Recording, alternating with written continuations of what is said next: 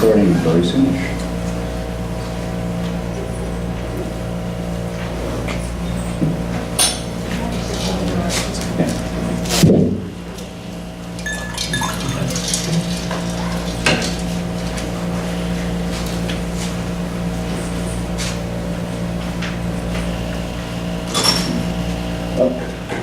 Hello everyone, thanks very much for coming. My name is John Reddick. Hopefully today will be very interesting. We're going to talk about artificial intelligence from the life sciences perspective. The goal is to provide some actionable information that can make you comfortable and get a better feeling for what's happening today. So to better target the conversation, who here is an investor? And a entrepreneur? So, almost half and half. Okay. We're going to cover three main topics. The first is going to be the practical aspects of technology. Then we're going to look at things from the investor perspective and then the entrepreneurial perspective. And then hopefully leave some time for audience Q&A. So, might as well start with what is AI?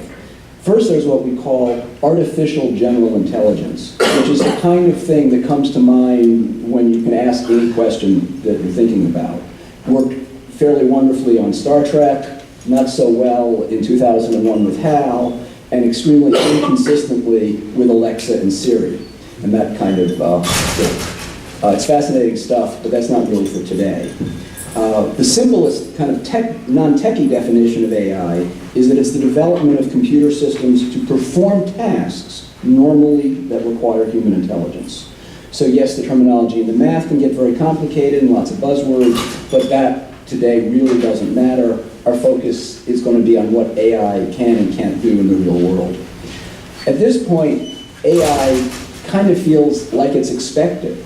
No longer is AI a nice to have, but it's essential. It's almost like saying, I use a computer, big deal. In a few more years, it'll be an assumed skill, like knowing Excel. Remember when you used to use Excel in your resume? Hey, I know Excel. You know what's going on? So, practical expert systems have been around since the 1970s. Stanford developed a very interesting early one called Mycin, which was used to identify which bacteria caused which infections and figure out what was the best antibiotic to use against them. It had 600 rules, and it was 65% accurate. And you think, well, that's not so great, but you consider that the 8 specialists at the time who were looking at it only were considered to have a 42 to 60% accuracy. I had built a system in 1982 for Beth Israel Hospital to optimize patient collections. It doubled personnel efficiency from 35 to 70%. Other interesting story I'll give is recently I invested in a company called 2020 Gene Systems, authored a patent on the use of AI in cancer screening. In 2 years, AI was able to double the sensitivity using traditional biomarkers to look at cancer from 40 to 82%. And we do that because we had data on 28,000 or so individuals over 12 years. So that was a halfway decent data set. But what's worth pointing out is that for females, we increased the sensitivity from 11 to 50%, 5 times. And while that's a huge improvement, 50% is still not a great number. And the reason for that, why the difference, is because we didn't have good data for the women as we did for the men. So AI is an important thing to keep in mind, is as much about data as it is about the algorithms. So we're making strides, but clearly not there. Over the past years, companies have had great successes with certain types of systems. AI can now identify pathologies in radiology more reliably than an average radiologist, and the best systems currently are on par with the best humans. And there are certainly lots of failures. Watson, despite all its money, the oncology and health areas are not living up to expectations. The days of the hype for Watson winning Jeopardy are well behind it. There have been hundreds of layoffs because they did not have a clear mission and they overpromised. Now there are a wide variety of well-established tools from the big companies, Google, Amazon, IBM, Microsoft, and plenty of other specialized ones. Some are free, some are expensive. Everyone's in the game now. As we go from fee-for-services to value-based reimbursement, even the stodgy EHR companies like Cerner and Epic have AI solutions. AI is everywhere, it seems: treatment, diagnosis, drug discovery, devices, digital health, wellness, clinical trial, matching, radiology, insurance, the list goes on. And while yet AI can very accurately classify a cat or a dog, or a malignant versus benign tumor, no one is able to describe how those algorithms work, and that is a big problem. We'll discuss the critical importance of reliable data and the mysteries of black box algorithms to help us separate the hype from what works and why, and to figure out how to make some money and avoid risks. We're going to hear from 4 prestigious panelists who will now introduce themselves. Hi everyone, my name is Ali. I work for a early stage venture fund called DHVC for short. We invest in seed and Series A round, between 5 to 10 million, and AI in healthcare, and generally biotech is one of our core areas. Hi everyone, my name is Chris. I work at Vickers. Vickers is a global early stage firm, so we invest about 2/3 into Asia, 1/3 into North America. We're investing out of a Fund 5 is a $230 million fund, generally Series A as well. Generally check size of 2 to 5. And the thing I want to mention is that we're deep tech platform focused, not just in life sciences. So we look at life sciences, we also look at any other major technological trend, which includes artificial intelligence, obviously, includes blockchain, includes robotics, includes nanotechnology, things of that nature. I'm Dushan, I work for Two Sigma Ventures. We're similarly really excited about data science in the context of many different industries. Our parent company, Two Sigma Investments, has built a big business in using data science in finance. The firm manages over 55 billion in assets in public markets, all using data science and computers and algorithms, AI, however you want to define it.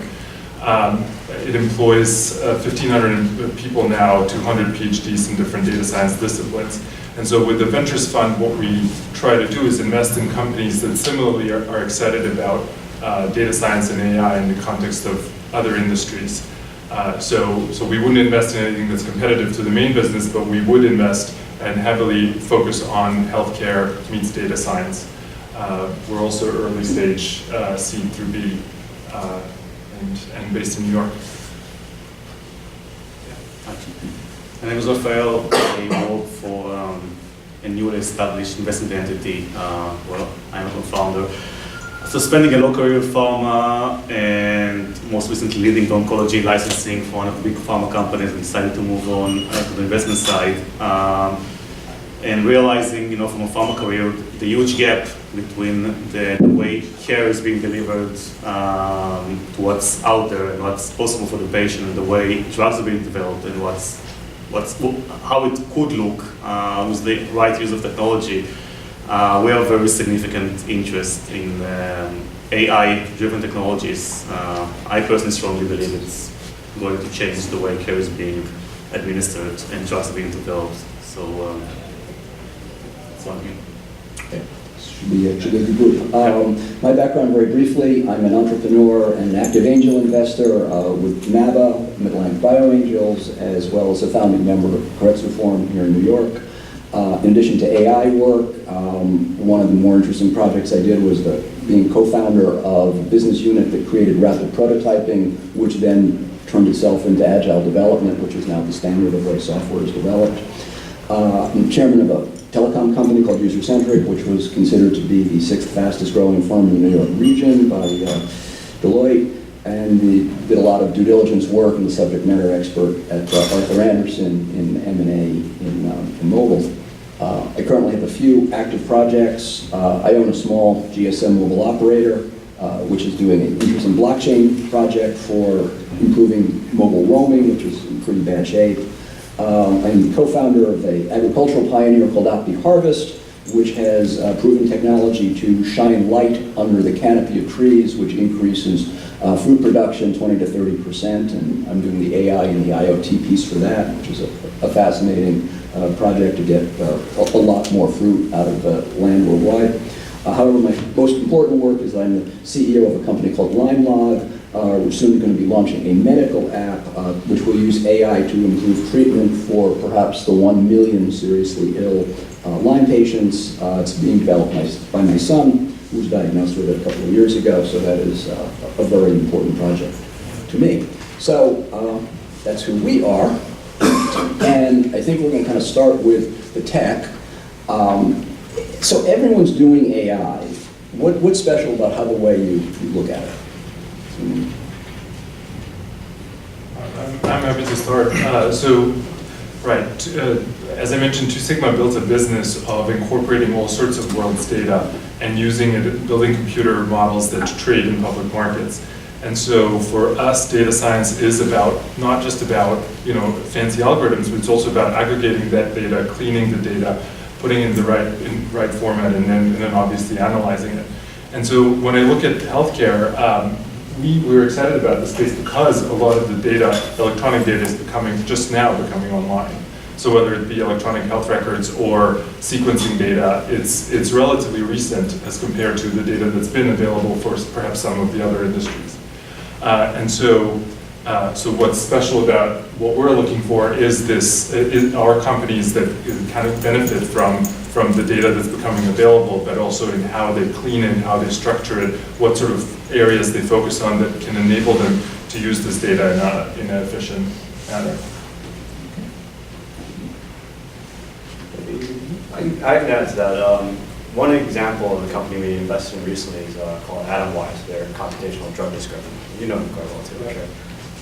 And I wanted to mention that company because when we looked at them, it wasn't just from a data perspective. We looked at it really holistically, and that's how I think we have to think about AI companies. The data is one aspect. The traction they're getting, what their data strategy is as they continue to grow is important. What the management team is able to do, not just who they have already, but can they attract the talent to continue to grow and continue to be leaders, is going to be important. And also just their fundraising capability, quite honestly, is also an important factor.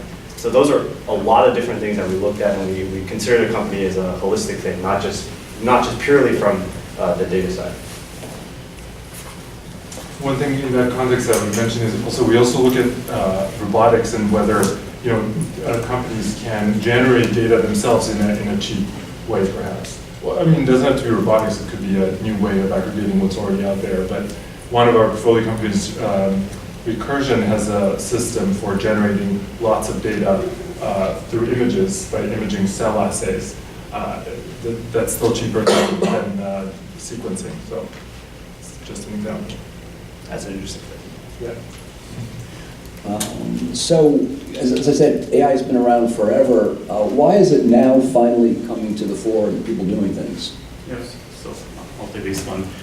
I think that we live in a very interesting period where data technologies are maturing on one side, but also several aspects of medicine, science, and the data around it are approaching an inflection point where everything is converging together. So we live in a very interesting period where digital and therapeutics are beginning to converge.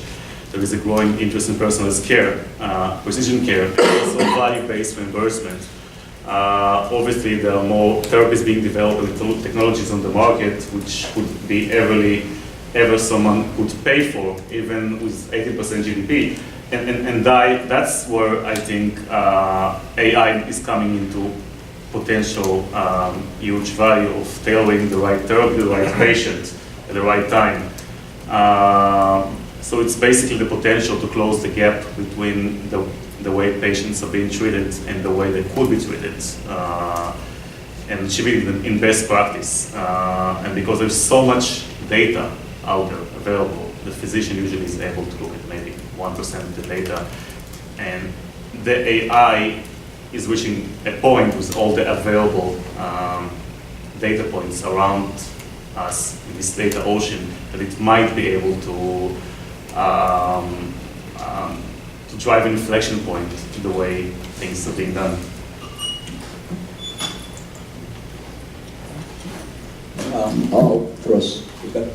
Yeah, I can add something to the previous comment, which was very interesting. Oftentimes, I see companies that pitch and have an AI aspect to them confuse AI with business model. Yeah. In almost in any case, I have not come across that AI is actually the core business model of a company, and it's more of a tool and an enabler. And I think that's one of the areas that the more data you have, of course, you can do better, more precision, higher precision assessment. You can become better than human in radiology and other aspects. But how does it drive a new business model?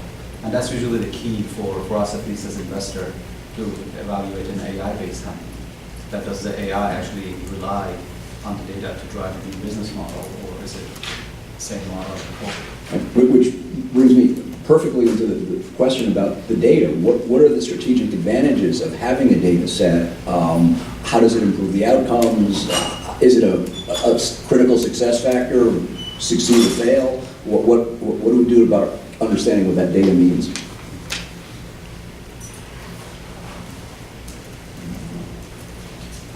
So I can use one example. We invest in a company called Viz.ai, which what it does, it uses data specifically for CT scan of stroke. So you feed the deep learning algorithm a lot of images that are annotated, that this is a CT, different types of CT scan, that whether had a stroke or not. And then the decision would be for the patients, should they be operated right away or not, because it can have a lot of life-lasting consequences if they're not operated and they're supposed to be operated on.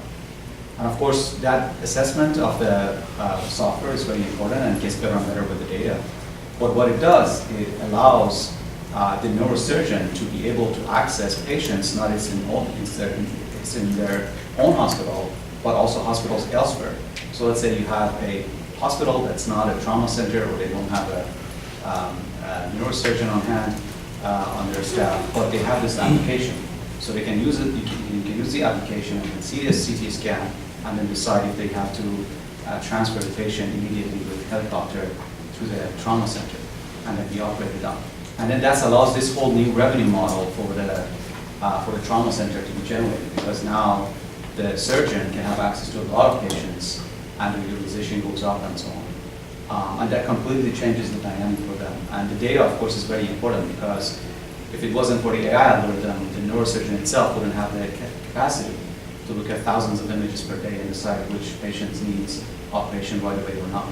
But the first filtering that's done by the AI algorithm, and that gets better and better with the data, gives them that ability to now just look at these 50 patients, and then out of the 50 decide, okay, these 15 needs operation today, and then maximize the utilization. I have an example more about molecular data. So we invested in a company called Calliope. They're actually based in New York. They came out of Columbia University.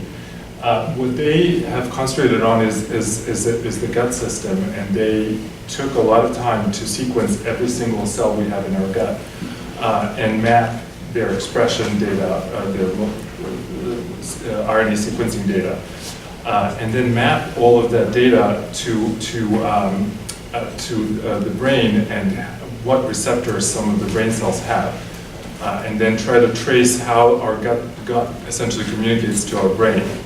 That's really important in things like obesity, but it's important as well in Parkinson's disease, many other diseases with clear unmet need. This system of being able to map all the gut cells would not be possible had they not used sophisticated data science to just aggregate all of this data, put it in one place, try to see what the differences are between people and within the gut system. But it's really been transformational in letting them try to map these circuits and try to then say, if we change, if we impact XYZ cell in the gut, what is it going to do to the brain? Will it sort of make us feel we're full even though we haven't eaten much, as an example? Or will it make it up? There's a lot of connection between gut and how we feel. So is there a way for patients with mood disorders to trick them into not trick them, but make them feel good without necessarily having to mess up with the brain, but actually just create drugs that stay in your gut that affect gut cells and then come out. So that's an application of lots of sequencing data for drug discovery. So one big question now, we've got these huge amounts of data. What about healthcare privacy? What about governance, data breaches? Are these going to be real problems that have to be addressed, or are we just going to kind of cross our fingers and hope that no one takes them too seriously and we do the rest of it wrong? I believe we will definitely have to address these issues very seriously, but I also believe that regulation would evolve with the science. As technology advances and we are approaching an inflection point, the system and regulation would have to adjust, and even FDA is now being very flexible with the new forms of drug development, and definitely everything is going that way. And the regulation and the medical system and the pharma system will definitely adjust over the next years as more AI applications are becoming available. I mean, I think it's always a trade-off, right? And you think about, maybe not even healthcare, you think about security. Like, we've given up a lot of time and effort, right, to get on a plane these days. And that's the trade-off of privacy for security. And I think as AI gets better, that trade-off balance shifts a little bit. How much more are we willing to trade off in terms of privacy if I know 100% certainty that I am free of cancer, or whatever the case is, right? So I think that trade-off is going to shift as technology evolves and as data becomes more available. And there's also a difference between countries as well, right? I think Europe obviously has a lot stricter privacy laws. The US is kind of in the middle, and China tends to be a little more lax, shall we say? Yep. Or maybe resigned Well, is the right west. word. But that itself is also very interesting in terms of how the geopolitics plays out, right? When you're in an environment that has a lot of data available, not only do you have the means, right, the asset itself to actually make significant advances, you also start to attract talent. If you're an AI researcher, and do you want to go where there's no data and you can't do anything with it, or you want to go where there's a lot of data available, you can actually start to do something and play with stuff that's really cool. So I think that is a factor that the US really needs to think about too. I think the threat of data breaches is also a real one. I mean, we've seen a number of cases in the financial industry and the airline industry that have been targeted. We haven't seen any huge data breaches yet, thankfully, in healthcare, but Well, the insurance companies have been breached. that's But just not- true. not healthcare data, hospitals but- necessarily, right. So I think it's an area of active interest for us. We've invested in a few companies that are making security-based solutions for hospitals to protect them from these breaches. And I think we need more innovation. I think we need more technology in this space that would help us on that front. So for any of the entrepreneurs that are looking for ideas, I think it's a good space. Yeah, and security implications are important. You may remember just last year, almost the entire UK health system got closed down because of ransomware, and using AI to try to stop those security breaches is a very real world problem when you think of the hundreds of thousands of people that couldn't get healthcare in that week. If I can add that to John. So actually, this dilemma that you're presenting, which is very important, privacy versus how much you can, of course, benefit from the data at scale, is resulting in some new technologies that can overcome that. So as an example, it is known, of course, to everyone that more data means better algorithm, higher precision, and so on. But how it can get the data from different data silos? For example, we have hospitals or pharma companies that they have their own data servers and so on, and they don't want to share with each other. It's kind of a proprietary information and so on. So there are these new technologies, AI technologies. One particular one is called federated learning, which is allow you to actually do your machine learning and train your algorithm kind of over siloed data. So without having to share any of the underlying data, you can kind of go one by one and hop from one data server to another one and kind of learn incrementally from each of them. And then when you go to the next data server, you learn incrementally more, but without sharing any of the previous data with the new data server or the new owner. And that kind of allows for collective learning without any revealing of the underlying data, or if the data servers or data owners don't want to share that data. And we see actually a lot of companies that are now trying to bank on that because of a lot of the restrictions in Europe, like GDPR. Even in China, actually, Wuxi and BGI yesterday were fined with some of the biggest, because at the individual level, privacy doesn't matter, but actually at the local government level, they really care about how you manage your data, if you transfer the genomic data and so on. So they were fine with that, some of the companies there yesterday. And then this technologies allows for new companies to come and allow for a new business model to be built up on top of that. So you have a collective learning of the data without being having to share it and give up the ownership of the data. So that sounds really, really useful, but the other side of that is, what about these algorithms that make decisions that are really important, life or death sometimes, where we have no idea how they work? Things could go wrong, but we don't even understand the unconscious biases that go into those decisions because we don't really understand the data, we don't understand how the algorithm works, it can't explain itself. What do we do about that? I guess it would be, kind of from a clinical practice, it would be a while until this kind of systems would be in practice as an actual decision makers, probably it would start the decision support systems. It's kind of like the autopilot, you know. Once the pilots actually used to fly the jumbos, and now it can almost take off and land by itself, but you know, you still need to be the decision support system. Like if something goes wrong, and it will, this kind of stuff would have to evolve slowly, and will definitely start as a decision support system rather than something which is fully independent. You can see it, Star Trek. Yeah, I totally agree with that. I think that's where probably we have to start. But the advantage of algorithms as opposed to humans is that you can backtest them. So in order to check what their inherited biases might be, you can sort of give a concept data that's not real and sort of see what the algorithm will do. And that way do a lot of stress testing essentially to figure out whether there are any biases that you want to get rid of. The problem is, of course, if you don't know what the biases are to test for, then you can't.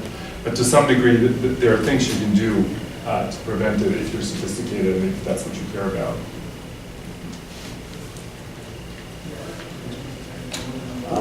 So AI can do all sorts of interesting things. It means a lot of different things to different people.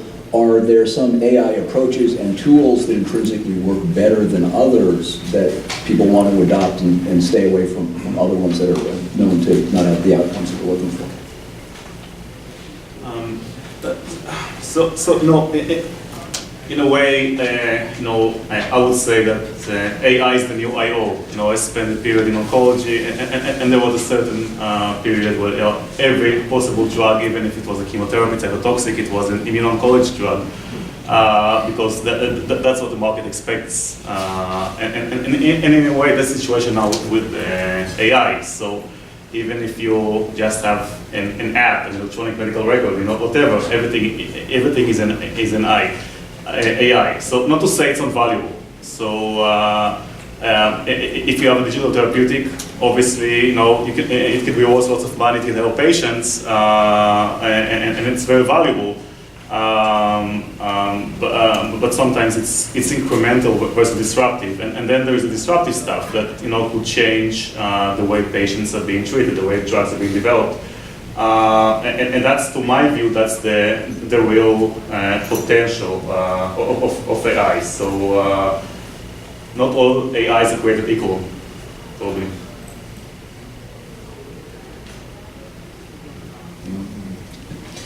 All right. I would say that when you look at these different AI systems, the most important thing to look at from a technical perspective is fit. What problem are you trying to solve, and what are the tools available to do that? Sometimes you bring people in that are particularly skilled in one approach, or one methodology, or one technology, and they're blinded to all of the other choices, and they spend a lot of time and effort going down what they're comfortable with rather than what they ought to do. So this is a very, very broad topic, and it's hotly debated by a lot of people about what's the best architecture, but you need to figure that out sooner than later. So everyone says they've got AI. How do we assess what's real? What's hype? What's real here? Because it's so easy to say, I've got an AI system. You see, I have a meat thermometer that actually says it uses AI to help figure out the best medium rare. It's all over the place. Well, you start with the old school pharma. You look if there is a real unmet need, and if that's likely to address it, and then if someone is going to want to pay for it. That's and how much time and money it will take it to get there. That's quite simple. Yeah, I think from an investor's perspective, what's real is really, at the end of the day, it's kind of the same lens that you use for any investment, and then how do you make money? And then usually AI, again, because it's a tool for a company. So any company that has some sort of data, they can of course apply some AI algorithm to it. But how does it enable a new business model, or how does it enable to save costs some way that was not perceivable before, and it's at scale, gives them some advantage. Again, many companies right now have tried to, for example, create these algorithms and then go to pharma and then say, hey, we have this magical algorithm. If you give us your data, you do something magical in the black box with it, then they give you the answers, and you'd be, taking drugs faster and so on and so on. But it's been very hard to actually make money that way. Or pharma has been very reluctant to allow for someone to just give you the software and then, do something in the black box that you mentioned and give you some magical result. So that at the end of the day it comes out to how do you, even if you have the best algorithm or if you have some proprietary data, how do you actually make money off of it, what's the revenue model? I want to emphasize that point. I mean, from our perspective, investors' perspective, AI is a tool, right? It's one of the tools you could be using. And we don't really care what tool you use. Obviously, if your tool is fantastic and it creates a lot of value, a great value proposition to your customers, great. If you don't have to use AI, that's fine too, right? At the end of the day, we're looking at whether the company is adding value to the ecosystem or not just whether or not the AI tool per se is the one. I agree with that. Our focus is, though, AI companies. So when we look at companies, we try to uncover whether what they're doing is just basic data analysis, which anyone, would totally fine for some businesses. That is the right approach, but it wouldn't be necessarily something we would invest in just because of our focus. So we kind of dive deeper and see whether, for whatever the solution they're trying to make, is real data science necessary, or is it very simple methods that would be fine? And if it is advanced data science, then I guess that is more a mandate for us than not. But it's not to say that it's a good or bad business. So they'll meet the mandate for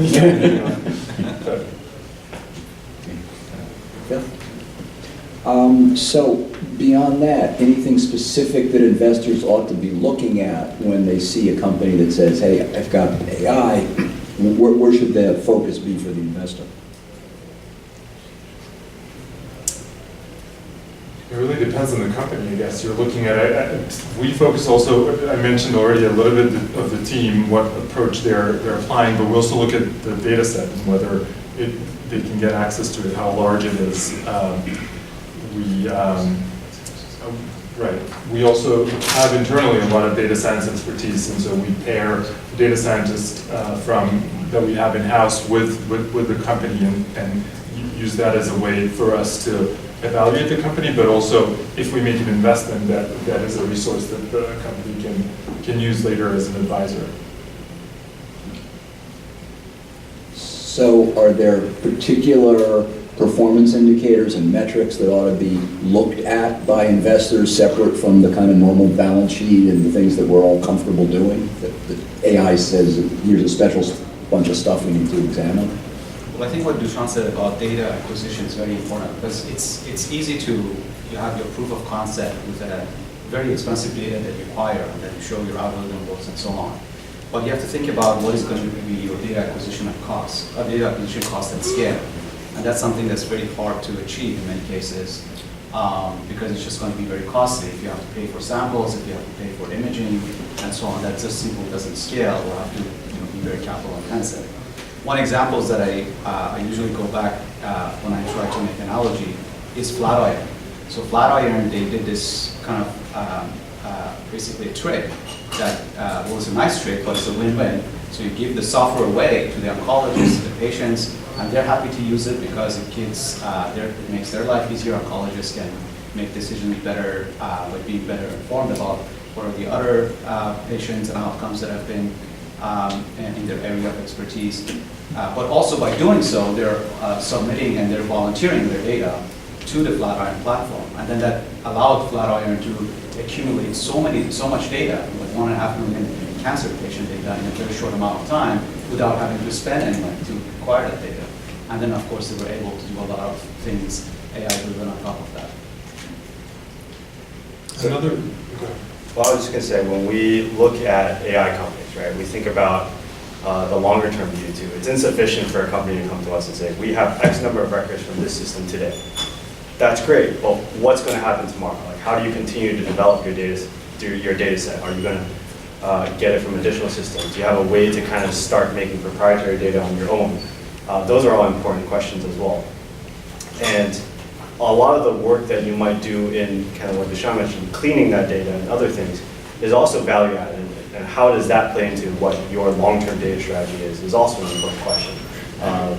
how you might deal with biases in your system. Are you thinking about that? Are you testing for that? Are you concerned with anything regarding different systemic biases? Those are all questions that we would like to see the entrepreneur have thought about, if not already solved. So it's data acquisition is kind of the new customer acquisition cost, right? If you can't figure that out, you may not have a fundamental business. Interestingly, one of the first things that went out on the internet was this CAPTCHA program where people use it to identify a scene, to identify that you're a human, but all of that data goes somewhere and it's actually being used to, or which letters in a book are being used to build very, very large data sets. So there's a reason why you're doing that. It's the same kind of model as it's given to the oncologists. So what of all of this AI, what has the best kind of short-term promise that people should be kind of looking at and saying, hey, this looks like it's on a good track? Well, I would say that on the short term, it's probably good decision support systems that sit on the side and help physicians, do better, whatever they're doing right now, but avoiding mistakes.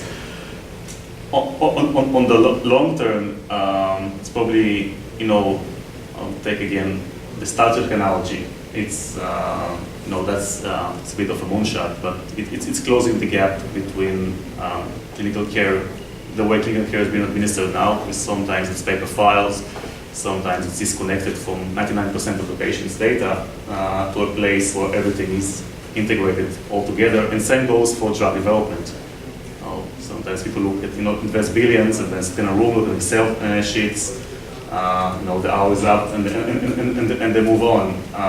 And that brings us to the, looking at oncology, where probably that's still the largest, unmet need nowadays. In spite of the huge revolution in immuno-oncology and all the money spent in oncology and more than 50% of the funding going into oncology, the unmet need is huge, because most of the progress didn't get to the patients yet, and precision medicine hasn't delivered the promise yet.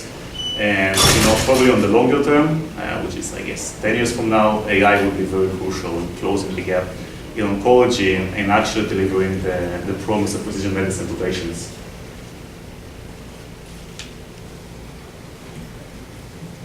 We talked a lot about already a few companies. I guess I could summarize. So the drug discovery, I think it can potentially get a lot of benefit from using AI just because of all the data that's available in that context. But image analytics, someone mentioned X-ray images. Also, we saw companies that look at wounds and are able to diagnose wounds just based on using AI as a decision support. Help for dermatologists is another area where a lot of all the image analysis. Any image analysis, that's yeah. much true. Right. And then treatment, like you said, treatment support and sort of maybe personalization, like using computers that are able to figure out what are all the possibilities and options, and suggesting the physician, maybe you should try this. Yeah, we're really excited about drug discovery. The cost of drug discovery today is just too high, right? And the promise of being able to bring that cost down significantly, and several orders of magnitude less, is great for mankind, great for the healthcare system, great for payers, great for everybody. So you're a company and you've got an AI focus in the company, either you pretend to be an AI company or it's a major tool in your toolbox. How do you determine success? Are there different things a company needs to look at when AI is a big piece of it?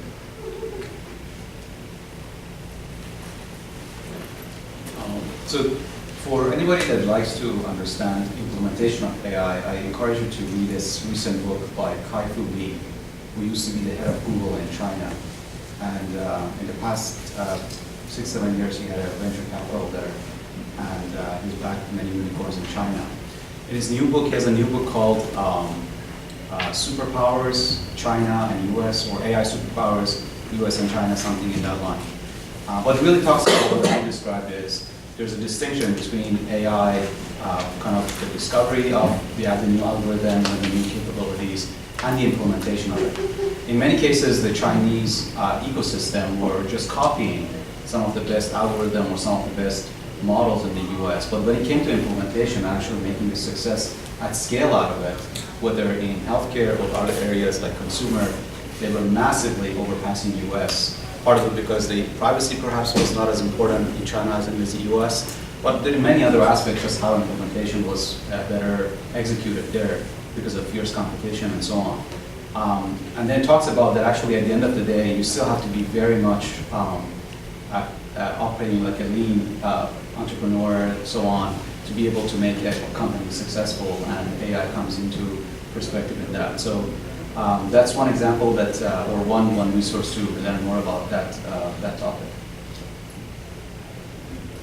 I mean, I think at the end of the day, it's like, does the technology add value to a patient or a physician if it's servicing it? And that's sort of the key question you look for. Does that addition of AI create an additional value?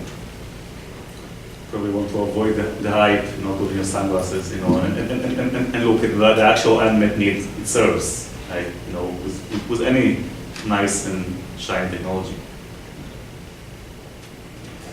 So we don't have a whole lot of time left, just one last question and then I'll try to the audience. Are there any particular unmet needs that really should be focused on, or any particular companies you think we should focus on as being important players? So, I previously commented, I think that the largest unmet need nowadays is still in oncology, on the medical side. So, and that's where AI might, be driving a big revolution a few years from now. At least as far as I can see it, probably the big players in the medical fields might be 10, 15 years from now, the big tech companies like Amazon, Google. All these guys are investing billions into healthcare right now, rather than the traditional pharma companies, which are so much shying away from innovation and following the trend rather than leading it. I mean, we touched on a lot of different things in the panel. One thing that I was going to add is how can we make physicians' life easier? Can we use AI to create a scribe that sort of immediately puts in the data and sort of get rid of some of this manual labor that doctors still have to do, and that way sort of enable them to spend more of the quality time caring about patients. And that general area is also, in addition to, of course, drug discovery and many other things, is an area of focus for us. But surprisingly enough, many of these tools are already available in most of the Western world, and they're kind of avoiding it in the US medical system. They kind of like adding manual work to the, record keeping piece. If you practice medicine elsewhere, you see it. It's very obvious.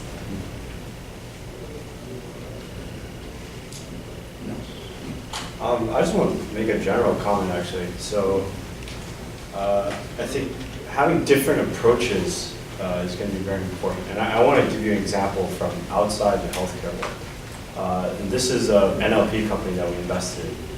And if you think about NLP today, you take some sound and you try to parse that into words, and then you transcribe that word into a word, and then you read that sentence, and hopefully I can understand that I said I want a pizza, right? But a child, doesn't understand anything. Like, they don't read, they don't write, but they understand when you say I want a pizza, what it means, right? They say I want pizza. They know what it means, right? So there's a completely different approach that this company that we invest in takes, where they skip everything in the middle. They just go straight from the sound into meaning. And why is that interesting? Well, you can use a lot less data. It's a lot faster. You don't care so much about being able to parse into words, so you don't care about accents. You might not care about language so much. So there are a lot of different things that you can kind of short circuit by doing this. And that's just a novel approach they have to NLP. And I think that sort of thinking and changing the approach could apply to anywhere within AI too. And I don't necessarily have the answer. If I did, I'd invest in them. But those are things that we want to see. And not just another eye contact. ICONTEK. Eye contact. So I mean, I'm not as interested in looking at another diagnosis company that looks at images and says whether you have melanoma or not. There's like dozens of those, so it's a lot less interesting.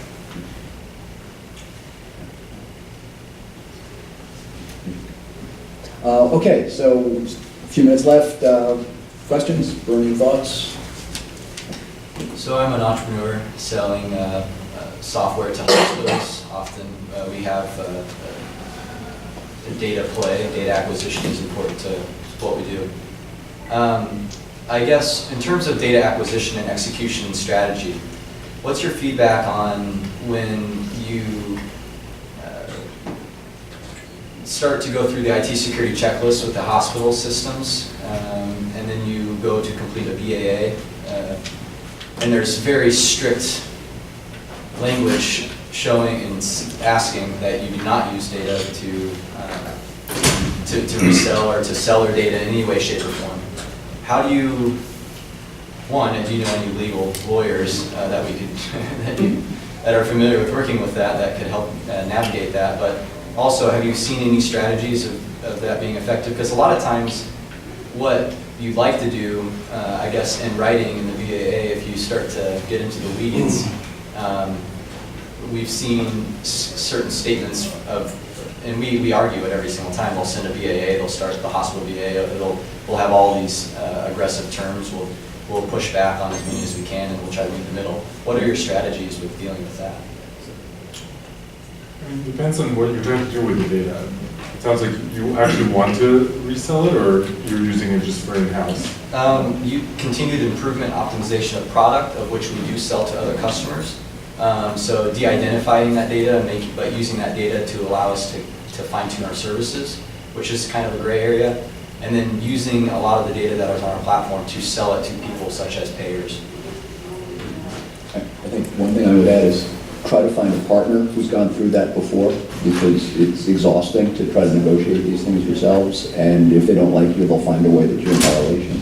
So find a bigger data partner. Yeah, that's a great point. I don't know about using the actual data, but if it's only the know-how and you're using it to improve your algorithm, that should be okay. But definitely finding a partner who's doing that. I guess it's the best advice you can get. For a lot of companies where their data is the most valuable thing, and that's happening in a lot of companies, have you guys thought, I'm sure you've thought a lot about how do these companies protect someone else from getting the same data, and doing the same thing? Have you guys seen creative strategies there in building a picket fence? A lot of times there's a first mover advantage. So, this is a different industry, but that's the reason that Google Plus couldn't mimic Facebook, even though they have all the technology and servers in the world. So a lot of it is first mover advantage, but you can also think about data network effect. Because even if you're the first mover advantage, you have to think about how addition of a new user or a new patient benefits not just that patient, but then everybody else's. So I can use Flatiron example as one. That was really brings it this idea that if a new oncologist comes to the platform, the experience of that oncologist now shared with everybody else, all the other oncologists. So now everybody gets smarter in their diagnosis and prognosis and so on. So you have to find a way in such a way that you don't share the data, but you share some benefit of each user to the other user, so then everybody is kind of incentivized to keep it in one place, in one network, and then keep it making bigger and bigger. You share the know-how, the insights. That's the open source approach, the open innovation. Science is definitely going that way, away from the proprietary stuff. That's the only way we can, solve some of the biggest challenges we have on our table.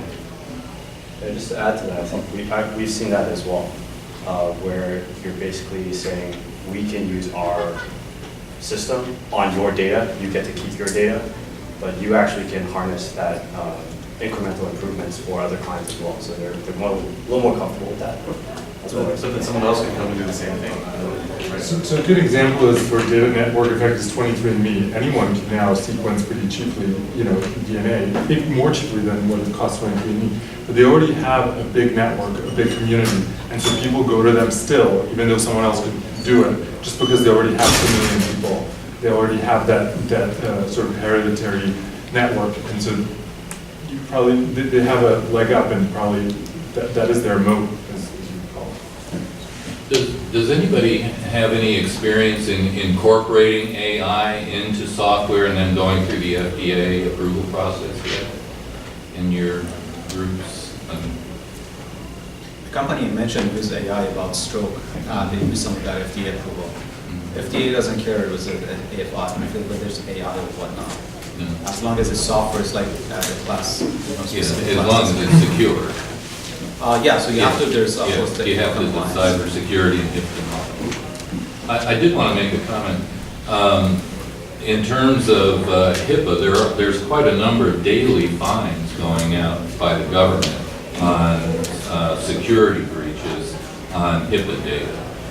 There's an email newsletter that goes out every week, and they list them all. So, well, they're not huge like we hear about in the insurance company. They are going on. So it is something that the FDA is looking at pretty thoroughly. How much are the fines? They're not insignificant. I've seen them at, million, multi-million, and for a small hospital, for instance, they're significant. Well, thanks, everyone. Thanks to the panelists and the audience for questions and staying with us, and I'm afraid it's time to go.